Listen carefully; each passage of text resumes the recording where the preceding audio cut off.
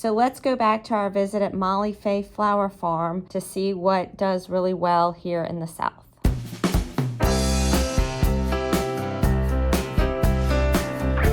For me, gardening started as something to do over the pandemic with my boys. It really allowed me to enjoy being outside and working with my boys. But what I didn't realize is that gardening is a way super therapeutic.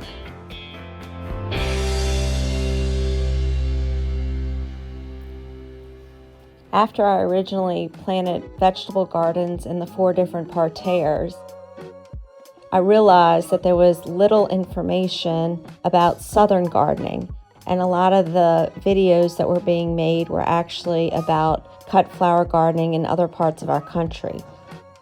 Here in New Orleans, Zone 9 gardening can be rather tough because we're tropical for a good portion of the year, but then we get some hard freezes, so we can't actually grow like maybe all the tropical plants that they do down in somewhere like Miami, because we still get those hard freezes. So like our big gingers and those sorts of tropicals will freeze, but then on the other end we can't grow a peony because we're super hot and we're super humid, and it's all about trying to create that balance of dealing with the colder temperatures like in those places, but then also dealing with the super hot summers where the plants need a lot of water.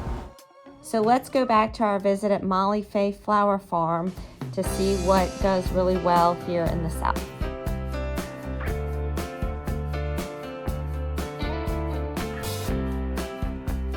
So what you're looking at here is our dahlia field.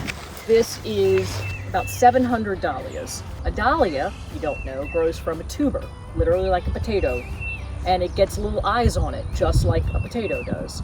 And so we planted them all last year, and the really cool thing about dahlias is they produce new tubers from that one mother tuber every year.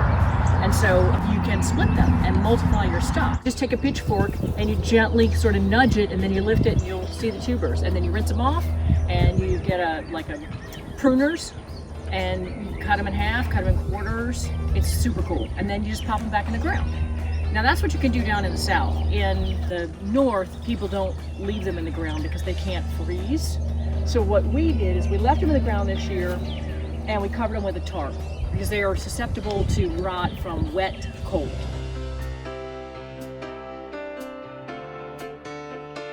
At the very end of this row, where you see those spikes at the end, that's snapdragons and some more delphinium. I know y'all are familiar with snaps. They call spring spike season because that's when you get all the spike flowers. The snaps, the delphinium, the foxglove in the back, all spike flowers. They make incredible bouquets, obviously, because you can do big stuff with them. These are ranunculus, and they're different. They grow from a corm. A corm looks like a little dried up acorn, and we buy these as these little acorns every year, and then you have to pre-sprout them in trays of potting soil, and you've got to keep that moist and under lights, and then they'll start growing. And only when they get about this tall, then we plant them out, and then they'll take off like you see here. They have vase life of no less than 10 days. I mean, they're wonderful. They have a very light fragrance, and they will bloom for quite a while. People say they look like a rose, and they do, and they have nice, strong stems. They're very easy to harvest, and they last forever in the vase too.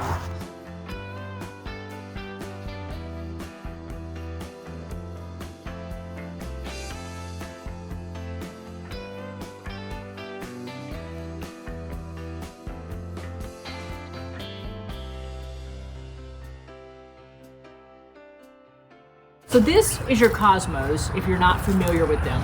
And you see how these are getting pretty tall? All right, so here's what I want to show you. These first leaves at the very bottom, basically the embryonic leaves, these are called cotyledon leaves, those first little leaves that come out. You want to pinch, you don't want to pinch all the way to the bottom, but you can see it's already getting a little growth there, which is good. What we're going to do is we're going to pinch out the top, just like that with your fingers, okay? Just throw that aside. You're gonna pinch those out, and that's gonna send a message to this little plant to send branches out. And we do this on a massive scale out in the field in order to get more branches, more flowers. Do this. You're like cutting off the first flower and then you'll get two instead. Yeah.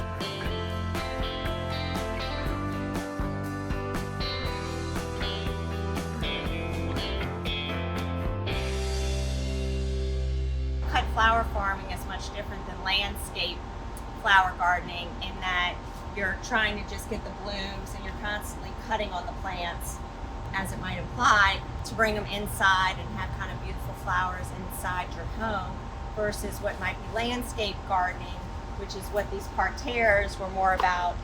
Here is an original mood board for the look of what I wanted to do with the parterre gardens, where I had daisies surrounding bright colored dahlias.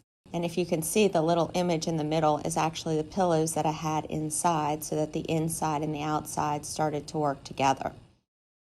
The other idea I had was to use a lighter pink flower with daisies in the middle, and then put dahlias and lisianthus and valerium and all kind of white and light pink flowers around the border, and then maybe in another area mix together more of a blue and white garden, which is really unexpected and I think quite pretty.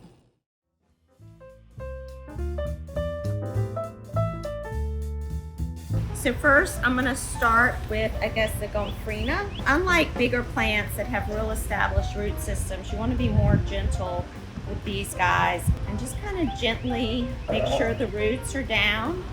And you can see I've got this all, I've got this dirt in here, which I really like, the Fox Farm organic ocean forest soil. So you go ahead and put that in, and it only takes a minute.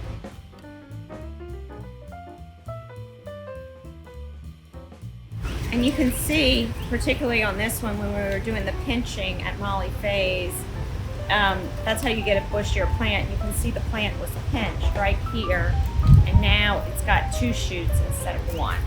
And particularly zinnias, their leaves get kind of yucky at the bottom.